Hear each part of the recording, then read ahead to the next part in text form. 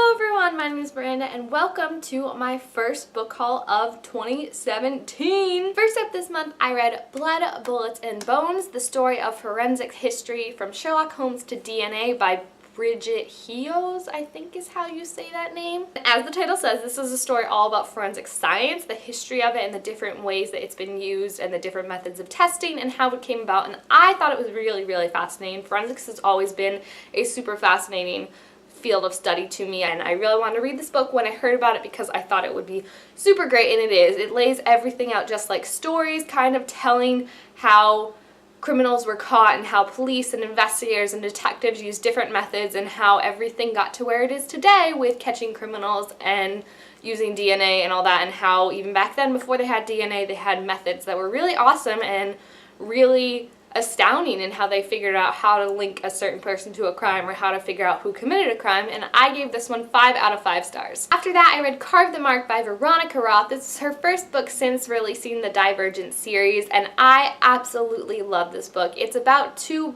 enemies, basically. Kyra, I think, again, is how you say her name, and Akos, and they are from warring factions. Well, I guess I shouldn't say factions because that's a Divergent thing, but they're from warring nations on this same kind of planet that both want to take over the planet for themselves. And in this world there are also a thing called current gifts, which are powers that people have from the current in the sky that lights up their whole universe.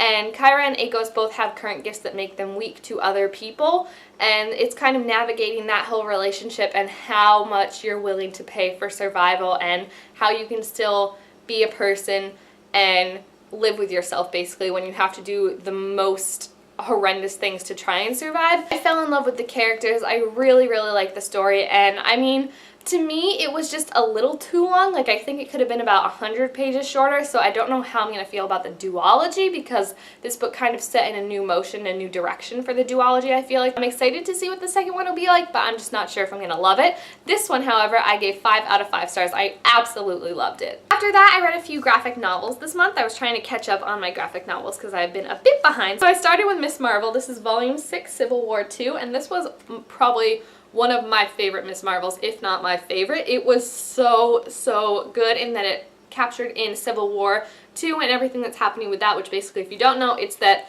Captain Marvel and Iron Man are on these warring sides because they found this dude who can somehow see into the future and tell you like when a criminal is going to do something or when a crime is about to happen. And the whole discussion around that is that if you're going after people because this man says they're about to do something, you're not locking up criminals, you're locking up just regular human beings who haven't actually done anything yet. So you're making criminals essentially before the crime has been committed, and all the morality of that. Miss Marvel is on Iron Man's side in that it's not moral and we should not be doing this, and that makes it really interesting because there's so many divides in this of Miss Marvel versus her hero, Captain Marvel, Miss Marvel versus her friends, and just seeing her struggle with this and seeing this truly changes the Miss Marvel game, I feel like, because at the end of this she's in a totally different place than she has ever been before in any of the other books. So I'm excited to see what's going to happen, even though we have to wait till freaking August for the next one. After that, I went to DC and read Gotham Academy Volume 3 Yearbook. This one was all about little just different stories that we hadn't heard about before that took place in Gotham Academy, as Maps is putting together a little scrapbook of her time at Gotham Academy, and everyone's kind of sharing their own stories to add into it, and just like little things that are cute and funny. And you know, it's one of those things I feel like where you sometimes see like comedy shows do episodes of just like the characters sitting around and telling each other stories about things they didn't know that happened, and I really liked it. It also like mentioned some cool stuff about Colton particularly that I feel like he's always been in the background, but Palm kind of suggested things about him that maybe he's hiding a secret, so I'm interested to learn more about that, and I gave this one 5 out of 5 stars. And then my last graphic novel for the month was Lumberjanes, and I'm not actually sure what volume this is, but it's called Band Together, and it's about mer people. It's so cool. I really like Lumberjanes. I like the style, I like the humor of it, and it's one of my favorite non-DC or Marvel or superhero books. It's like one of the only few that I read, and this one was so cute. I gave it 5 out of 5 stars as well. I absolutely loved it. After that, I read In a Dark Wood by Ruth Ware, which is a book I have been meaning to read for a long while. I loved Ruth Ware's second novel, The Woman in Cabin 10. This came out before, and is also like a dark and creepy thriller about these women and this one dude who are like on a hen party, which is basically just a bachelorette party, but for us non-Americans, you know. It's super creepy because it's in the woods, but the whole house is made of glass, so it's like you're kind of constantly being watched.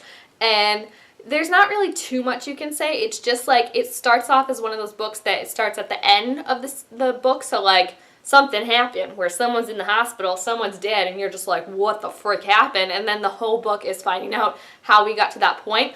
I didn't like this one as much as Woman in Cabin 10. I thought it was very cliche, like it was obvious kind of who the bad guy was, what happened, and it wasn't really too scary, I think. Like, Woman in Cabin 10 genuinely scared me. Like, it gave me like, oh my gosh, I would never want to be in this situation. And not that I would want to be in this situation, but I feel like there was a lot that was contingent on certain people doing certain things that you can't necessarily plan for that. So because of that, I didn't love it, and I ended up giving it 3 out of 5 stars. After that, I picked up this middle grade book, The Silver Gate by Christy Bailey, and I picked it up mainly because of the cover, because I thought it was just so, so gorgeous.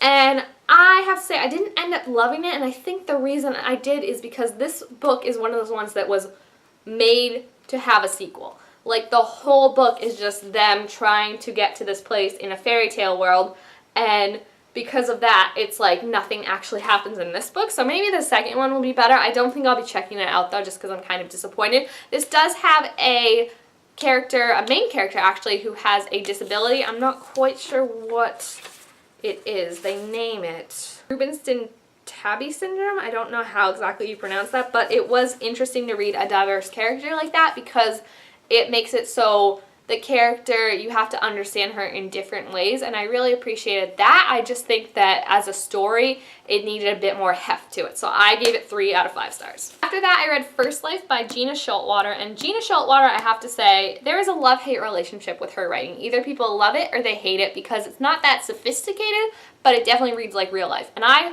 love it. I love Alice in Zombieland, and I was super, super excited to read this book. I love the cover. I think it's so, so gorgeous. This came out in March, actually, of last year, and I just got around to reading it, and it's basically about this war going on between these two nations kind of after you die. So First Life is like your first life, and that's just your starter life. Then you go on to Afterlife, and there's 2 places you could live in, and those 2 places are at war and trying to get people to sign up and be with them. At the heart of this war is this girl, Ten, who refuses to sign what her parents want her to sign and has been locked in this horrendous institution that is trying to like basically torture her into signing with who they want.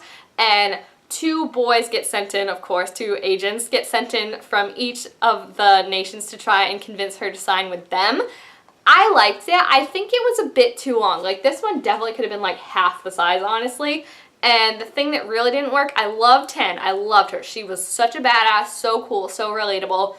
The freaking love interest, though, I did not buy into the love story at all, and it was so, like, so much of the book rested on that, so, like, not liking that was just, like, pfft. So I ended up giving this 3 out of 5 stars, but I'm still going to check out the second one because I'm interested, and I think Ten is such an awesome protagonist. After that, I read The Warden's Daughter by Jerry Spinelli, and again, this is one that I checked out mainly for the cover because look how gorgeous that cover is. Jerry Spinelli, I haven't read any of his books since I was in, like, elementary school, honestly, but this one is about a girl, I think it's like about like 1950s, 1960s. She's growing up and she's the warden's daughter, so she lives above a prison, and she also lost her mom when she was a baby, so it's kind of just a summer of discovery of growth. And I think that, again, like, I liked it, but that was also my issue in that, like, nothing, there were parts that, like, were supposed to make sense that they didn't. Like, there's just little things that I feel like they didn't really need to be there because they didn't contribute more to the story. Like, one of the things is that there's a murderer who, like, the whole town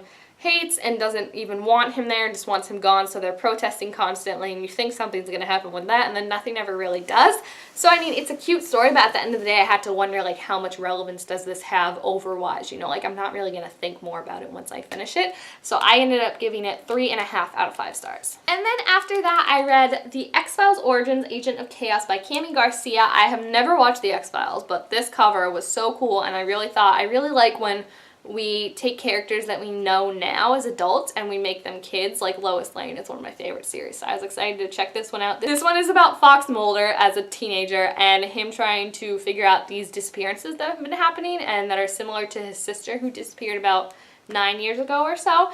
and it was cool. I mean, I don't think I would go out and buy it per se, and I feel like there's definitely so many references I'm missing because I'm not an X-Files aficionado. So if you like X-Files, I think you'll like this. It's just that, like, on its own, like, as a person who was not an X-Files fan, it was good, but the ending just, like, left so much open that I'm sure, like, you know the questions and the answers if you watch the series. Like, you're all like, oh, I know what's going to happen with that, whereas I didn't, so it just felt like an unwrapped up book to me, and I gave it 3 out of 5 stars. And then last up this month, I got a headway on reading more of a series of unfortunate events, so I read books 3, 4, and 5, with Wide Window, The Miserable Mill, and The Austere Academy, and I really like 2 of these. I like The Wide Window, and I like The Austere Academy. Miserable Mill, I felt like I could have done without, honestly. I gave that one 4 out of 5 stars, and the rest I gave 5 out of 5 stars, but I'm excited to finish the series, and now that we're meeting new characters and kind of getting more a sense of kind of a bigger picture, I'm really interested to see where that's gonna go, so I'm excited to read more of those. But those are all the books I read in the month of January. Please feel free to leave all the books you left down below, and also make sure you give this video a thumbs up if you enjoyed it, and subscribe to my channel down below to be told when I make all sorts of new videos, and I will see you guys next time. Bye!